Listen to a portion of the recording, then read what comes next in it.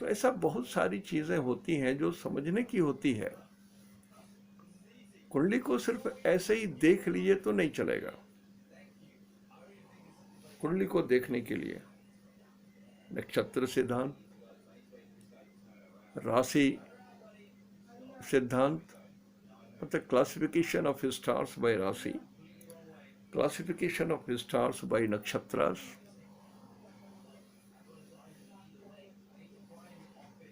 ये दो।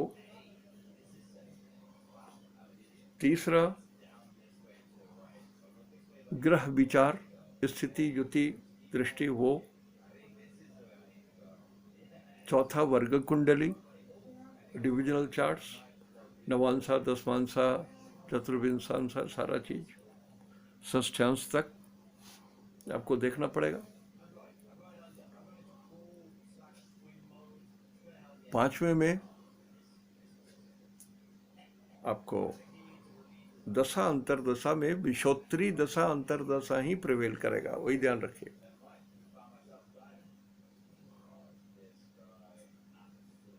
और छठे में आपको अष्टक पर भी ध्यान देना होगा कि नेट रिजल्ट क्या है। तो इतनी चीजों को देखने के बाद ही आपको थोड़ा सा समझ में आएगा कि हाँ, ये व्यक्ति धरती पर आया है क्या करने के लिए। नौकरी करेगा। 10th लॉर्ड शनि है या 10th भाव पर शनि का प्रभाव ज्यादा है तो ये कर्म करेगा, नौकरी करेगा। लग्न लॉर्ड 6th हाउस में है, पराधीन रहेगा। लग्न लॉर्ड 8th हाउस में है तो परेशानी में जिएगा। लग्न लॉर्ड 11th हाउस में है तो भी धन उपजय से पाएगा, नौकरी से पाएगा। 3rd हाउस में भी है लग्न लॉर्ड, तब भी नौकरी में पाएगा। उसी तरह से व्यवसाय के लिए भी बहुत सारे कंडीशंस आपको चेक करने पड़ेंगे। तो दशा अंतरदशा कुछ नहीं है। दशा अंतरदशा आपके पिछले जन्म के कर्मों का पास्ट प्रेजेंट का जो लेखा जोखा है और फ्यूचर, पास्ट कर्मों का लेखा जोखा ही दशा अंतरदशा है। और इस अंतरदशा के भीतर गोचर है। अंतरदशा और गोचर दोनों अलग चीज नहीं है, एक ही चीज है। गोचर का रिजल्ट हमेशा सदा सर्वदा दशा के अधीन होता है। बस ये एक लाइन समझ गए तो इसका मतलब है कि गोचर का अलग स्टेटस नहीं है, लेकिन वर्क इतना उसमें वॉल्यूमिनस वर्क है कि वो लगता है कि वो एक अलग सा चीज है। नहीं, आपके दशा अंतरदशा के अधीन ही गोचर उसको मॉडिफाई करेंगे, उसको सुधार करेंगे, उसको बताएंगे कि इसमें और क्या प्लस और माइनस हम लोग ऐड कर सकते हैं। ठीक उसी तरह से अब प्लस माइनस जो आप ऐड करेंगे या सब्सट्रैक्ट करेंगे तो किसी देवता की पूजा से ही होगा, अच्छे कर्मों के द्वारा ही होगा, ईश्वरीय गुणों को अपनाने के बाद ही होगा। मन में पाप, आंखों में पाप, दिल में पाप, शरीर के अंगों में पाप, हाथों में पाप, तो आप कुछ नहीं पा सकोगे ना, अगले जन्म में कुछ नहीं मिलेगा।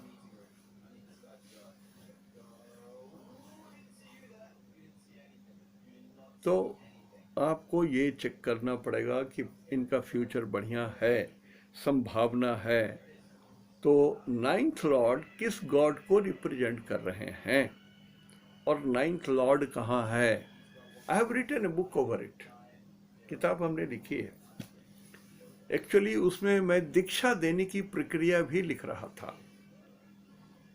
लोगों ने कहा कि आप बहुत छोटे हो अभी, आप उसके लायक नहीं हो कि आप गुरुओं को कुछ बोल सको, उसमें मत टांग अड़ाओ। मैंने कहा ठीक है, नहीं अड़ाऊंगा। गुरुजनों जैन महाजनों जैन गता स्वपंथा। लेकिन मैंने उनसे पूछा कि म्याऊं बोलने से तो बिल्ली आती है, कुत्ता नहीं आता है। भौं भौं बोलने से कुत्ता आता है, बिल्ली नहीं आती है।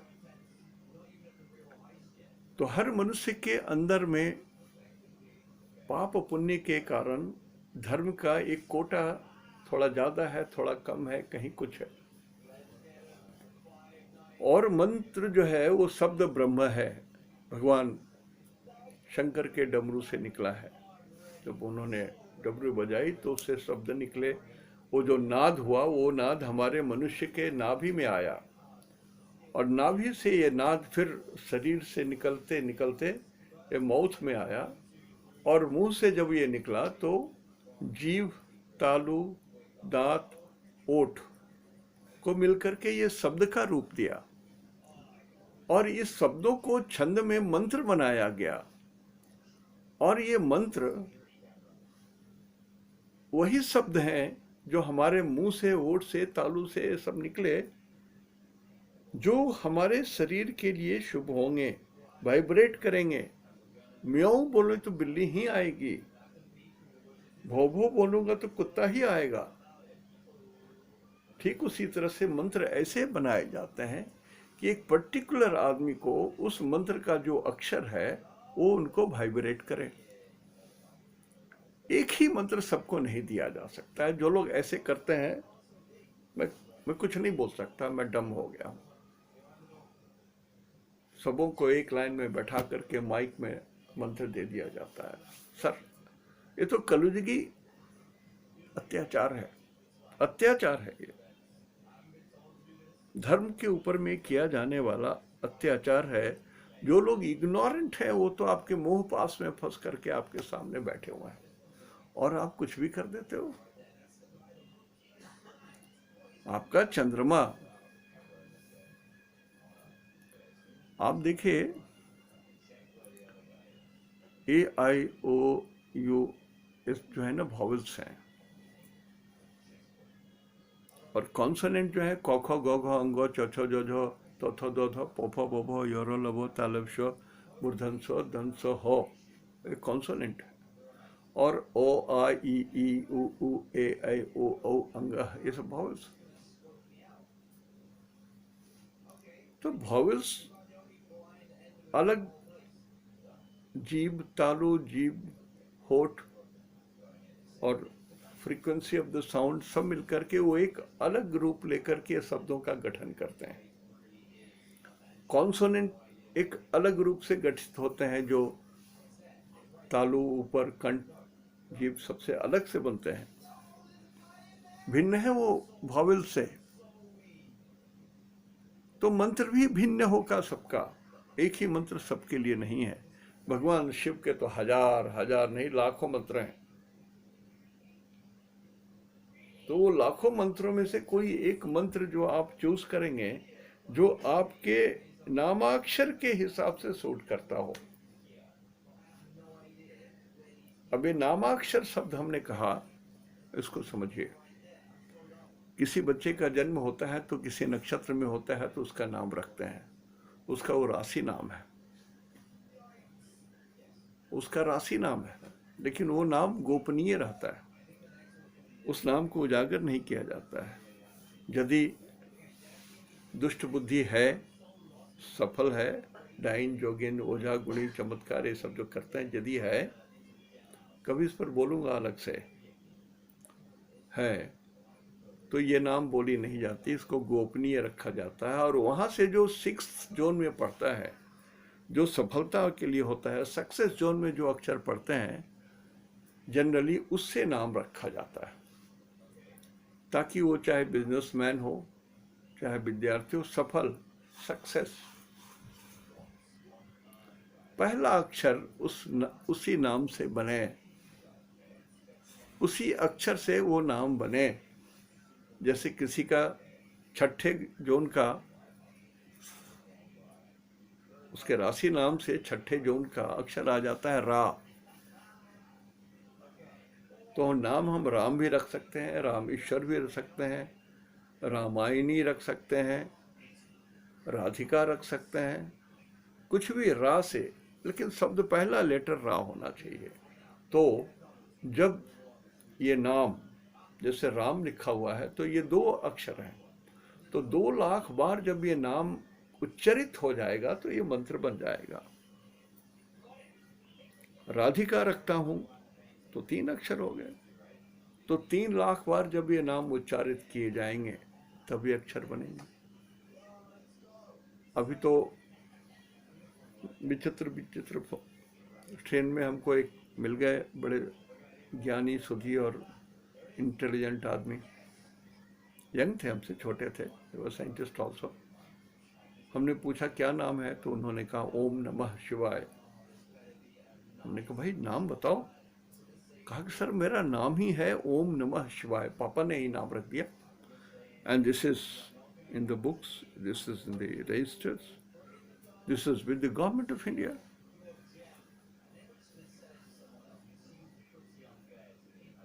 तो हमने कहा कि भैया पापा ने तो इतना सुंदर नाम रखा कि जो लोग तुम्हारा नाम ले लेगा वो उपकृत हो जाएगा, तुम हो या नहीं हो लेकिन वो तो उपकृत हो जाएगा।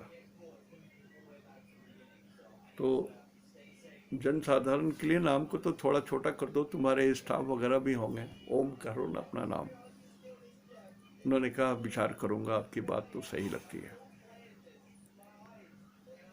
तो ठीक उसी तरह से ये जो दीक्षा के मंत्र हैं वो एक मंत्र माइक पर नहीं पढ़ाया जा सकता, उसमें गलती थी।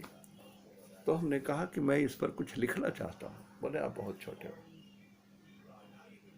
यही शब्द उन्होंने कहा कि आप बहुत छोटे हो, ये छोड़ दो, ये साधु संत महात्माओं की चीजें उन्हीं पर छोड़ दो, वो अपना गलत करेंगे, ईश्वर दंड देंगे, तुम क्यों परेशान हो रहे हो। हमने कहा कि मार्ग खराब हो जा रहा है इन लोगों का।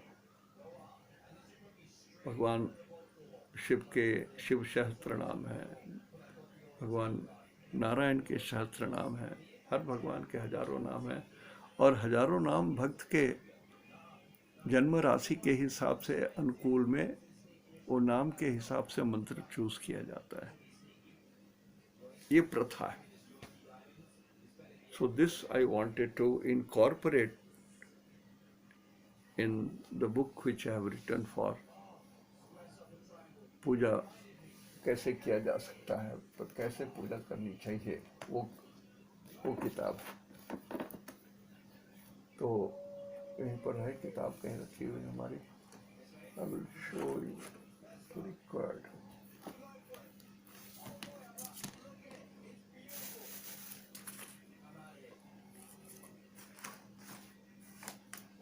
खोजो तो नहीं मिलती है।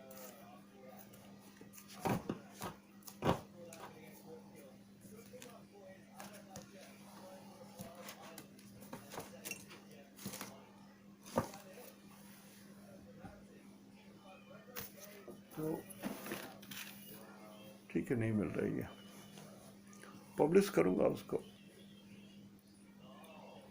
दिल्ली में जब था तो उन लोगों ने, एजुकेटेड लोगों ने कहा कि सर हम लोग को पढ़ने का समय नहीं मिलता है, पूजा पाठ करने का मौका नहीं मिलता है, संक्षेप में कुछ मार्ग बताइए जो हम लोग के लिए भी एप्लीकेबल हो। हम कहा कि चलो मैं सलाह देता हूँ, आप अप्रूव करो।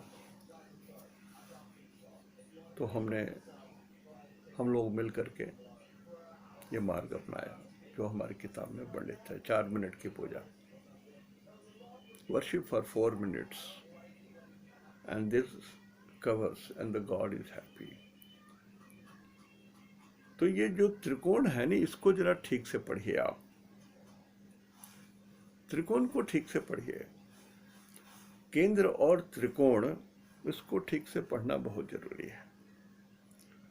कारण कि देखिए कुछ लोग जो है ना पैसे कमाने लगते हैं तो फिर और बढ़ते हैं, फिर और बढ़ते हैं, फिर और बढ़ते हैं, उनको लगता है सारी दुनिया वो अपने पैर से नाप लेंगे बाली के ऐसा। ठीक है, बढ़ते बढ़ते बढ़ते बढ़ते बढ़ गए एकदम बैलून के ऐसा, उसके बाद फुस उठ गया, बिजनेस खत्म हो गई, कर्जा में पड़ गए। अब चिल्लाएंगे बाप बाप, फंस गया, मर गया, खत्म हो गया। अरे भाई, आपने तो कुंडली देखी नहीं, आपने तो अपने मन के हिसाब से आगे बढ़ते चले गए।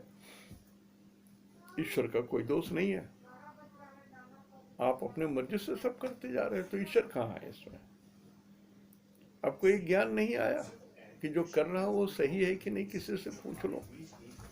There can be some other important person who can teach me more, who can guide me कि पीरियड सही है या नहीं सही है। तो वो फिर आप लाख सर पटको, वो समय लौट के नहीं आता है। आप 4 दिन आपकी उम्र बढ़ गई, आप चाहोगे कि घटा दो 4 दिन, फिर वो वही पहुंच जाऊंगा, वो नहीं होता है।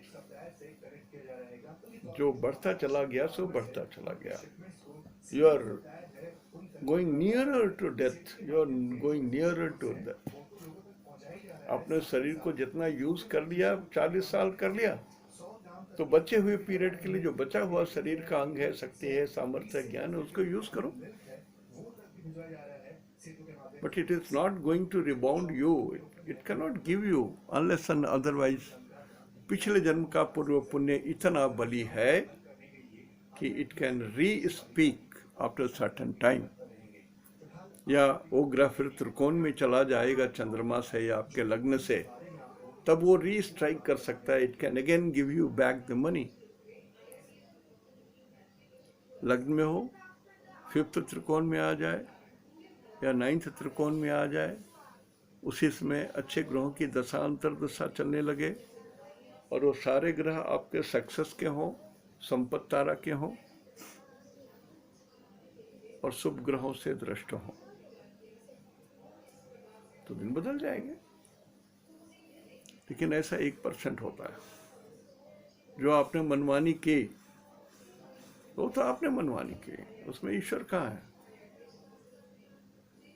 लाख लाख मन क्या, करोड़ मन धूना जला दो, भगवान के पास कुछ नहीं होने वाला है। गलत गलत सजा तो मिलेगी, पुण्य का प्राप्त तो मिलेगा ही। तो आज मैं ये सिर्फ इस त्रिकोण की बात बोलना चाहता था। खाली समय है, लॉकडाउन में आप घर में होंगे, प्लीज एक कागज लीजिए, कागज कलम लीजिए, अपनी कुंडली बनाइए। आपका लग्न में दाग दे दीजिए, जैसे मैंने दाग दिया, यहाँ लग्न में गोल दाग दिया। 5th में दाग दे दीजिए और 9th हाउस में दाग दे दीजिए। कुंडली को लिख दीजिए और उसको समझिए। अब समझिए,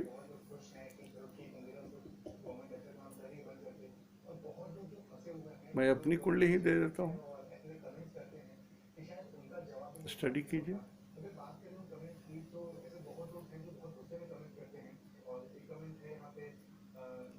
2 तारीख 2 दिसंबर 1940, मध्य रात्रि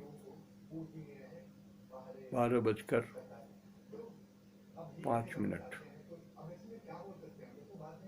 2 की मध्य रात्रि मतलब 3/12/1940 0:05 AM। 00 मतलब 12 बज गया और 05 AM। इस पर कुंडली बनाइए और देखिए, सोचिए कि हमने इतने उम्र कटी होटलों में मरे, अस्पताल जाकर इतने रोग, जिंदगी का सारा कुछ तो मैं हॉस्पिटल में ही दे आया। उम्र, समय, ज्ञान, ईश्वर ने इतनी प्रेरणा दी कि मैं बेड पर भी रहता था तो पढ़ता ही रहता था। हॉस्पिटल में भी, वेलोर में भी मैं पढ़ता ही रहता था। एक डॉक्टर को भ्रम हो गया कि मैं यूपीएससी वगैरह में देने जा रहा हूँ, तो ही maintain some more lighting this that कर दिया। ठीक है, हमने कहा कि सर क्यों कर रहे, तुम यूपीएससी दे रहा है ना? वो कहा नहीं सर, मैं तो एस्ट्रोलॉजी पढ़ रहा हूँ। बोला हे राम, व्हाट आई डिड। नहीं सर, आप भी डॉक्टर बस। तो उन्होंने कहा कि एक बार बैठेंगे तुम्हारे साथ। उनका ठीक है, you find out your very comfortable time and then you can come with your wife. और पीछे की बातें कुछ नहीं मिलेगी तो फिर आगे नहीं बात करूँगा, मिलेगी तो बात करूँगा। मीटिंग बहुत अच्छी रही। तो आप भी अध्ययन कीजिए, मैंने अपना दिया, देख लीजिए कब मेरी यात्रा है, अंतिम यात्रा कब है, और अगला जन्म सुखद है या दुखद है, देख लीजिए।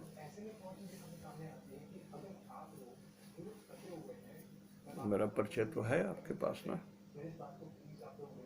ब्राह्मण कुल में उत्पन्न हुआ है, वैद्य परिवार था, आयुर्वेद शास्त्र आचार्य सभी हमारे घर में, चाचा पिताजी डायरेक्टर थे, बाबा सभी थे। मैं भागलपुर में आ गया, मेरा जन्म मुजफ्फरपुर सीतामढ़ी में था। सीतामढ़ी अभी तो हमारा जिला ही शिवहर हो गया, गांव जो मेरा है वो शिवहर है। तो वो वहाँ पर मेरे पापा का घर है वो। लेकिन मैं I am born and brought up at Bhagalpur, Adampur Bhagalpur. Adampur एक छोटा सा मोहल्ला है, तो भागलपुर के किसी भी अक्षांश को ले लेंगे तो सही बन जाएगा। डॉक्टर राजेंद्र प्रसाद का जन्मदिन मैं शेयर करता हूँ, वैसा तो नहीं हूँ लेकिन शेयर करता हूँ। ब्रेन मेरा इंटेलेक्चुअल है, ये मैं खुद जानता हूँ इस बात को, और मैं कभी किसी को क्रिटिसाइज नहीं करता। हमारे पास कोई भी पंडित जी आते हैं, मंदिर में भी कुछ करते हैं, आते हैं, तो जब मेरे घर में आते हैं तो मैं पैर छू के ही पंडित जी को प्रणाम करता हूँ।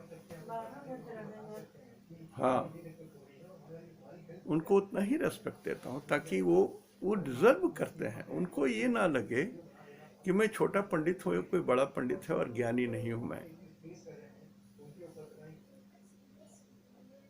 तो वो सारी मर्यादा मैं रखता हूँ। अब आप लोग जो गुणीजन है देख लीजिए, समय मिले तो ठीक है, नहीं तो बस महाजनो जेन गता सौ पंथा, निर्जनो जेन गता सौ पंथा, वो भी मेरा रास्ता है, कोई बात नहीं है।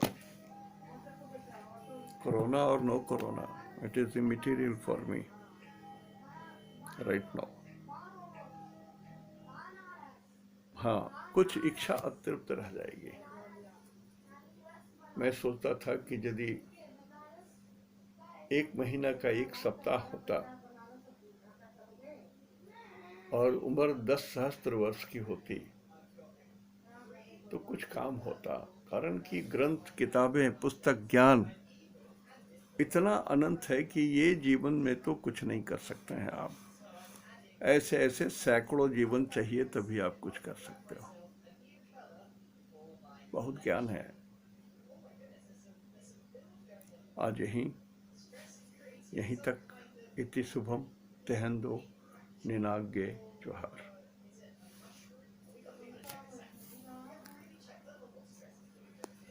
ज्ञानेश।